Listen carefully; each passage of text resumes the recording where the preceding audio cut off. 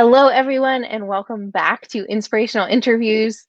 I'm super excited for our guest today, and I think what she's going to share will be applicable to everybody here. You'll be able to take some good things away from our session today. I want to remind you all we're going live using StreamYard, and if you would like to comment, please grant StreamYard permission so we can see who you are, and then we can respond specifically to you. If you have any questions along the way, feel free to write them in the chat and we can answer them, or Fay can answer them during today's live. So today's guest is Fay Semple, and she is amazing. I've only gotten to talk to her just a couple times, but I'm super excited personally to learn more today.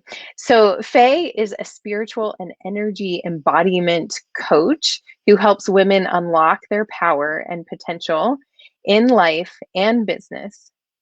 She has a BA in social sciences and had a career as a project manager. So she's got some organizational skills behind everything. We know that. Okay, Fay helps women work with the many nested energy ecologies in which they live. There is our own personal field, neighborhood, and I just lost signal there. Okay, I might be going in and out a little bit. Hopefully you all can stay tuned here. My internet has been a little iffy today. Okay, by working in harmony with these energies, we can co-create the life and business that best serves us on all levels. So in this session, we're going to look at the impact of energy in our home and what that can do to our mental, physical, and emotional and financial health. So without further ado, I'm going to welcome Fay. Hello, how are you? Hello, Fay. Thank you very much for having me. It's a pleasure to be here with your group. Well, except my internet. I'm excited to have you. And this group is excited to have you here too. So hopefully I won't blip in and out too much, although it looks like I might be frozen right now. We'll see. So let's start with you telling us a little bit about who you are and how you came to do this work. Yeah, well, I've been working with energy more or less actually all my life in many respects. It's not something that I came into in adulthood. It was something that was with me as a child. Ever since I can remember, and I don't remember not being able to do it, I have always been able to see people's energy fields. So chakras and auras are visible to me, and many other fields of energy that are supposed to not be visible to the human naked eye, I can see them. And I don't see in my mind, I see with my eyes. So the air to me is alive with all this energy. So I see how the human energy field interacts with the energy in our environment. So we don't really end, we just become part of our environment. We become part of all these energy ecologies in which we live. So within our human energy field, there's our physical life, there's our ancestry, there's our family, there's our community, our neighborhood, our nationhood, the human race, being on Earth. They're all different ecologies of energy in which we live. And that includes things like your business, your home. Everything has its energetic component. And I have always been able to see this. But what really started me off actually was when I was young, I lived in England and I could see energies. And then my family emigrated to Ireland. And that was actually when my world exploded. I had never seen energy like I could see in the Irish landscape. It was phenomenal, absolutely phenomenal. I think it was because it was built, not very built upon, not very manipulated.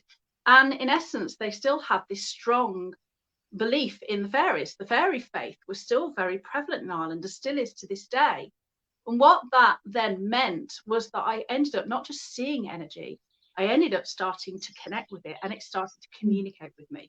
So I'd be able to ask questions and I would get this information come back to me until in the end, I grew up doing this and started to research, and many sort of people are involved in the fairy faith and the psychic discovery. All we ended up, I was talking to the fairies, if you like, the she of Irish legend, and they were imparting with me all this information about this realm of energy and how we've lost touch with it.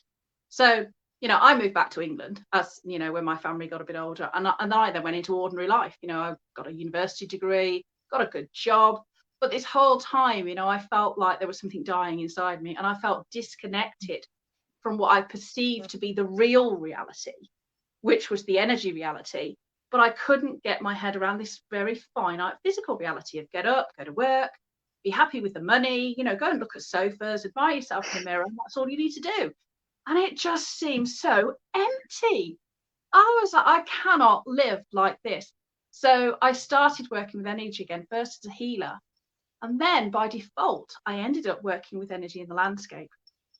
And I started actually working on, I'll get to the point in a minute. I started working on agricultural farms because they wanted to use earth energy to cut down on things like irrigation and the use of nasty chemicals, but still to be able to grow all this food. So cut down the costs and improve the output, the product. So I started working with earth energy in this way. But what the knock-on effect was, it wasn't just that it affected the actual fauna and flora of the landscape. It massively impacted the businesses and things and the people in it in terms of their profit margin and their health. And then I started working in people's homes at the same time. So many people will be familiar with Feng Shui, the principle of working with energy. But I had a lot of people come to me who said, well, I've had my house Feng Shui'd, but I still don't feel right. So it was a blessing then to realize that I could actually see energy. And as I could watch people walking around their home, I could see what was happening to them and how it was affecting their body. And then I had to work out, using ancient technology and research and quantum physics and things like geobiology research, how to rebalance these energy fields so that people could regain their health, their mental health, their emotional health, their spiritual health, and their physical health by working in synchronicity with these fields in our environment, which actually are a massive player in our neurochemistry and our hormonal release. A lot of them are triggered by the movement of the earth, the sun, and the moon. That's what governs our biology clock. So when the earth's fields are interrupted, our body becomes interrupted. And this fascinated me, that we were so in tune with our environment, and yet nobody seemed to talk about it. Yeah. Yeah. Well, that's so much of what I teach. Well, not exactly what I teach through Ayurveda, but very much aligning with the natural rhythms of cycles of day and night and the seasons, and that we're not meant to just do whatever we want whenever the heck we want, right? Like that Absolutely there's a not. rhythm, there's a pattern that we can participate in. This is so fascinating, and I'd love to hear a little bit more about what you see. What does it look like to you? And if you can describe it, if you have a concept of what other people don't see. Yeah, I mean, a lot of people, when they come to me and talk about their aura, they'll kind of say to me, well, what color is it? And I normally very politely tell them it's all a pinky mauvey color, because I don't actually see them like that. And I'm not trying to fob them off, but sometimes I'm like, I can't really tell you what I see because you're in public, and there's a degree of confidentiality. Do you really want me to tell you? So no, what I see are huge fractal patterns. So like kaleidoscopes in the chakras. So each chakra is like a massive kaleidoscope of energy that keeps whirling out. And the aura itself isn't just like a cloud that emanates from the body. That's not actually how physics works. In terms of physics, to have an energy form with a body in the middle of it, which in this case is our physical body, it is the energy field that must create that body. So our body doesn't emanate the aura. Our body belongs to our aura. And what it looks like is a giant donut, really, a big toroidal shape. And again, there are all these beautiful symmetrical coloured patterns all over it. And it brings in the energy from outside. But when that energy from outside isn't quite right, these patterns within our aura, which relate to physical meridians and all sorts of things, then become disruptive. So kind of like has a sound to me as well. So there's like these weird sounds. And it's as if then that somebody's just pressed the wrong note. There's an out of key note, and I'll see the pattern is disrupting and the sound and the vibration doesn't feel right. And then I can track that in normally to what's happening in the body. But so many of it is actually triggered by the geology, underground water, modern infrastructure, so many things actually affect us on a deep level that we're not aware of. And so it was fascinating to me to be able to see this and to be able to help people. Yeah. So would you like an example of how I would this love happened? one. Yes. Okay, well, I was up a few years ago at a major potato producing farm in Scotland, because I've been working on their potatoes actually to win a competition, which we won. Yay! And I was in the house and we were looking at the energy of the house, and I said, oh, from right over there on the hill, there's this energy spiral to do with a disruption on the hill. I think it was a quarry. It comes straight down through the ground like a big wormhole, comes up in the house and finishes in that bedroom. And I was sat there and I said, oh, I can feel that thing. If I was lying in that bed, it would probably be about where your left kidney is. I can feel pain in my left kidney. And the farmer who owned it said, he just went really white. And he said, that's the room of my mother. And she has kidney cancer in her left kidney. Oh So my we goodness. worked on rebalancing this energy, and the cancer in her left kidney died. It just started to Wow. disappear. And they were treating her, thinking, it was her health, her mentality. This, I went, no, it's been caused by this energy in the landscape. And once we sorted that out, she got very, very quickly got better. Wow. Yeah. That's amazing. So how do you work with people in understanding the energy of their home, or are there ways that we can um, apply things that you can teach us? Yes, there are. I'm very aware that people do not see like I do. They don't look around to Hmm. see. So what I tried to work with was really simple techniques that people can use their own sensitivity. And basically, it's your body. You will know, won't you, that our body is an incredibly sensitive, finely tuned instrument, or at least it should be, in theory. I can't claim that at the moment. But, I use things like kinesiology muscle testing, really simple testing like this, that people can go through the rooms in their house asking simple questions, things like, taking everything into consideration. Is there energy that detrimentally affects me in this room? And if it's strong, that's actually normally, yes, there is something there. And if it breaks, no, there isn't. So, you can go around that. People who are listening to this can go around their house afterwards and say, taking everything into consideration, is there any detrimental energy affecting me in this room? And then we go by room by the house, because sometimes energy from the earth will only emanate up into the bottom story of your house, the ground floor. Sometimes it'll go into the second, third, fourth, fifth. It can go right up sometimes, depending on the nature of the disturbance in the energy field, or even the geology under the ground. So for instance, our pineal gland picks up on the presence of underground water up to 300 feet below ground, but consciously we don't register it. But when that water is suffering from what we call geopathic stress, then that stress will be reflected in our own health. So we start to get conditions where the body starts to slow down, constant hypo conditions, little ailments one after another, digestion not working right. We can't work out what's going on. It's just this constant state of feeling I'm getting worse and worse and worse and worse and worse. And that is normally highly symptomatic of actually stress in the energy fields of the land where you live. Nothing to do with your own habits. I've seen it many times. People healthy in one house, move to another house, now not healthy. Hmm. So it's quite fascinating, I think, to see. Oh, sorry, just got bitten on the leg. Insects that time of year.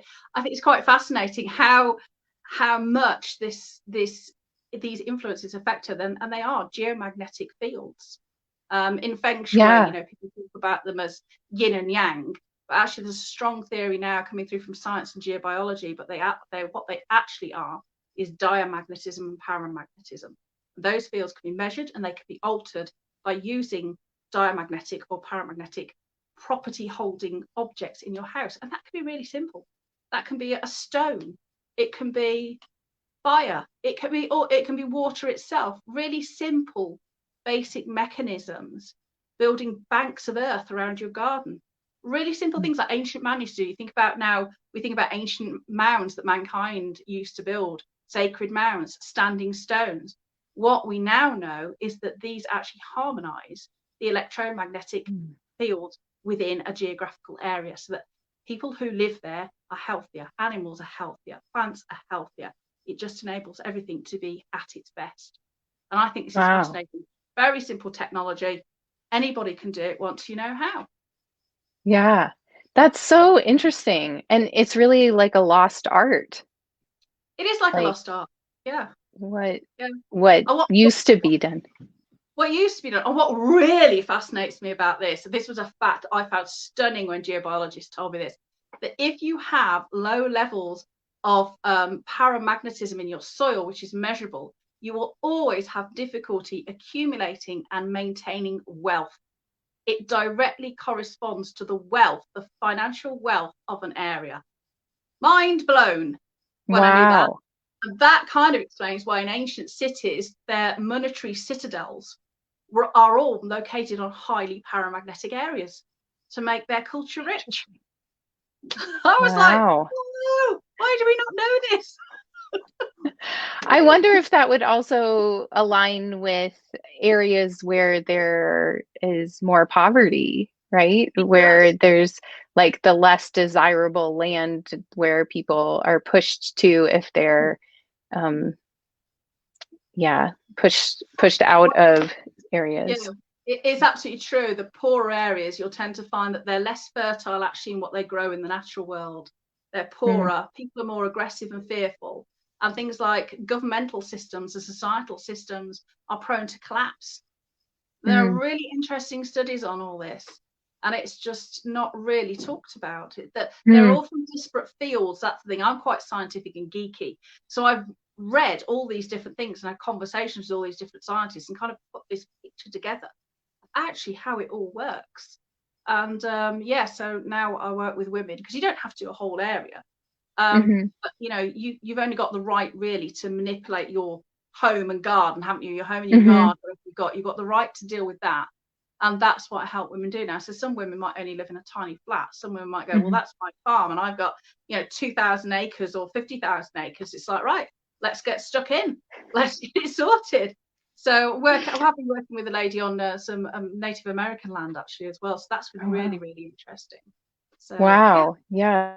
So amazing. So how would we know if we have an issue with energy in our home?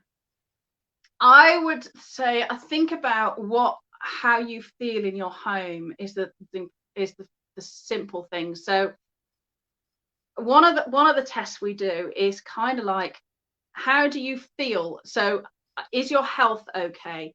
Since you moved to your home, has your health gone down, your wealth gone down, your relationships, are you more introverted? Are you tend to become more enclosed, and that will be indicative. You might find that you've got rooms that you don't particularly like going in, or nobody really goes in them, areas where Mm, clutter accumulates because we don't like to be there. So there are lots of signs that will tell you if you're not sleeping. That can be a key factor. There's a big list actually of, if anybody wants to contact me, of all the things that you get when you're living in this environment. Yeah, so just think about, um, how do you feel? Are relationships really good? Are you constantly tired? Do you get lots of niggling health complaints? Even money, does money go out as quick as it comes in? um, Various things. They're indicative of these fields not being in balance. Um, and traditionally, most cultures, as I say, before they built a house, did blessing ceremonies, blessing of the yeah. land, blessing of the houses. And now we just don't do that. We see a bare bit of, we see a bit of land, bulldoze it, stick a house on. Don't worry about what's underneath it in terms of water, and just go, there you go, there's a lovely new house. But it Mm, might not be somewhere where it's conducive to actually live. mhm. Yeah, that's incredible. It's so interesting to me too because I love you probably know this phrase of paths are many, truth is one. Mm, Do you know I that do. saying? That because so much of what you're saying, that you work with, I also work with, but from a health standpoint of our habits and aligning with nature, as I mentioned before, and like and so it seems like the work that you do is like, well, if you've like changed your diet or changed, your sleep routine and things still aren't working, then looking at these energetic components gives this whole other level and it's another path to that ultimate truth of health and vitality and happiness and ease in a life when we can remove the obstacles that don't need to be there, Yeah. right? Like a lot of us are struggling with things that aren't uh, necessarily uh, required in life, right? We can shift things. Yeah, They I can move. think we come up against a lot of obstacles, don't we? We consider to be absolute truths and absolute facts. Right. And so much of it is kind of like the result of a man-made existence. The Mm-hmm. absolute truths are we live on a beautiful green planet with all the food and abundance that it creates. And we don't need to live in a rat race. And we don't, Right. there is no construct of 9 to 5 and Monday to Friday. Those are constructs that we give ourselves to live in a very narrow existence. And yet we're actually a part of a fabric of something so beautiful, so wonderful, and so spectacular. And yet when we regain that connection to it, then we become part of that tapestry, but we've kind of removed ourselves from that Mm-hmm. tapestry. And that's really where I think people are feeling that gap, that they want to connect, or they feel this disconnect, but they don't actually know what to connect back to or how to Right. connect. And most of it is actually, most of our problems are resolved when we connect back to nature. Mm. Yeah, To that's our so mentality, powerful. our health, our food, our spirituality, everything we are designed to be humans having this wonderful experience on this wonderful planet, not be stuck in a plastic shoebox all day, Right. watching TV, stuck on mobile phones, eating processed food. That's Right. that's not what we came here for. Right. We didn't sign Yeah. up to that, really. So No. yeah, so regaining this balance is being able to see the sun come up, the sun go down. Even if you live in a high-rise building, you can only see one area, you can still see the sun at some point in day. Do you say hello to it? Hello, Mm. sun. I'm so glad to be alive. And I think just people forget. We get Yeah. in narrow and narrow existence, don't we? With worry and strife and everything's going Yeah. wrong and I can't cope. And actually, we Yeah. just need to stop and look outside and realize that Mhm. actually it's not real. Yeah. Right. Yeah. Can you give us an example of how you said you could use a stone or bring in, it sounds like different elements, like you could bring a water feature in or some other elements in, but how would you work, say, if oh, here's a question. Molly just wrote in, if you feel like you might have bad or negative energy in a room in your home, how can you go about clearing it and bringing in positive energy?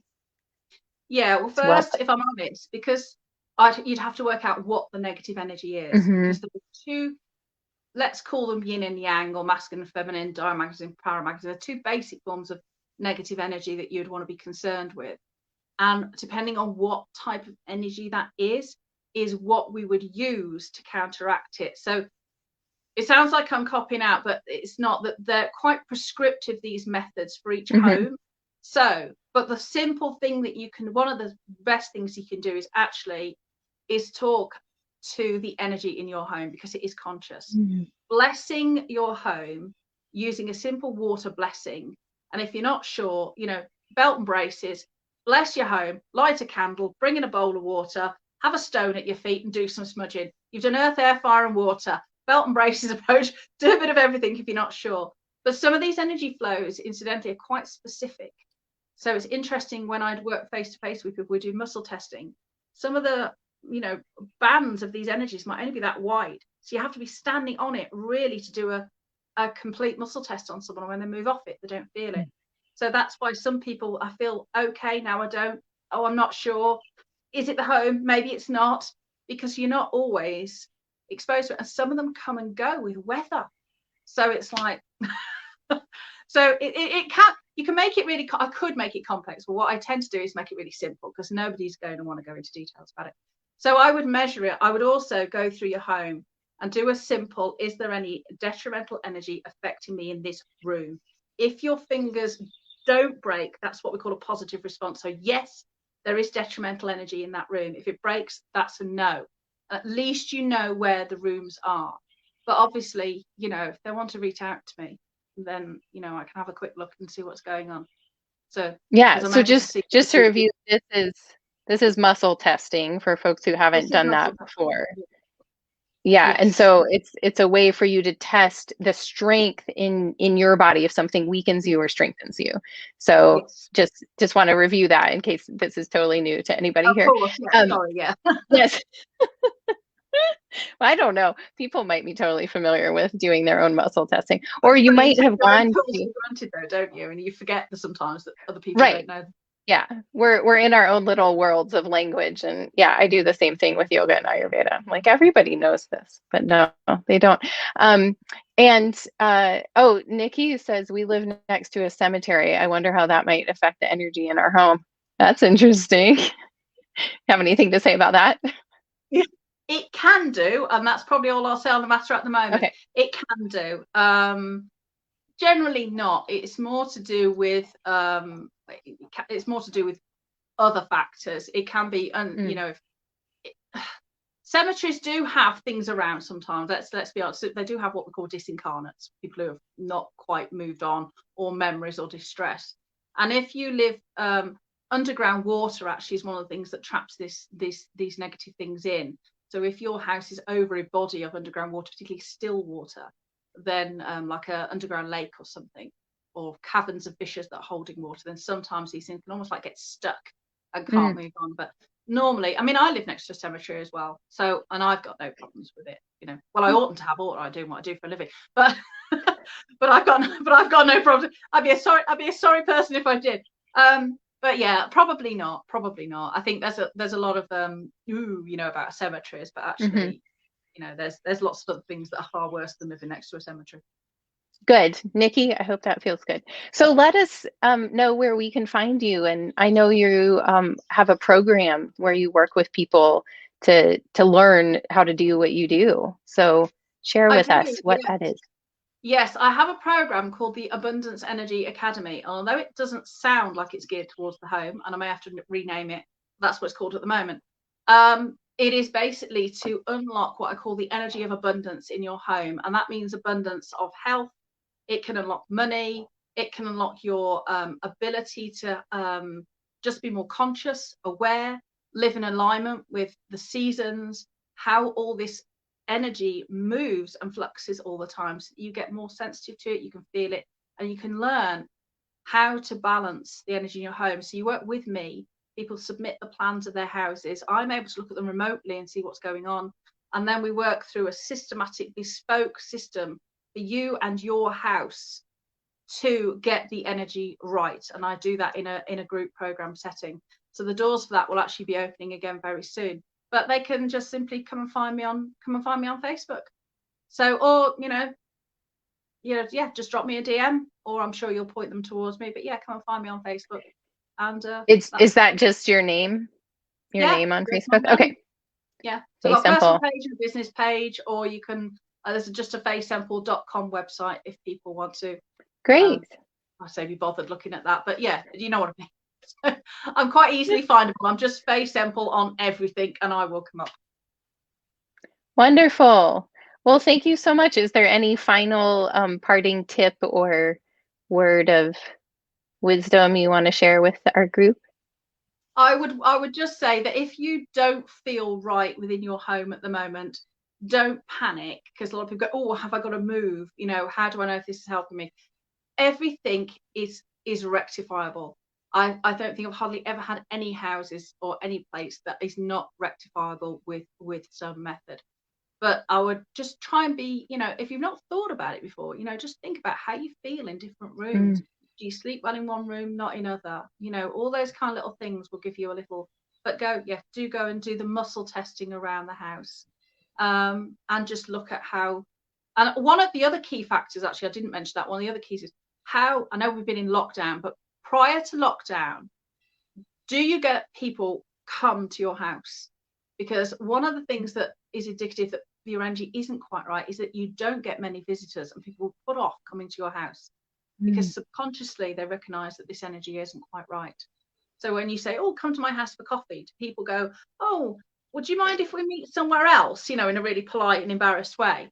They don't realize often that they're doing it, but their body is saying that is not a good place to mm. be. So those are some of the things you'll find that people put off being a visitor. Um, Yeah, so interesting. Yeah. Well, thank you so much for sharing your wisdom with us today, and I'm sure many folks here will check you out and be in touch. And I Well, just appreciate it. I hope people have got some value from that, and that it's made them look at their homes in a whole different way, that it's a Yeah. part of the mechanism for supporting your health and well-being. Yes. Wonderful. Paths are many. Go explore. Yes. Thank you so much, Faye. We'll talk to you Thank you. soon. Thank you very much. Bye.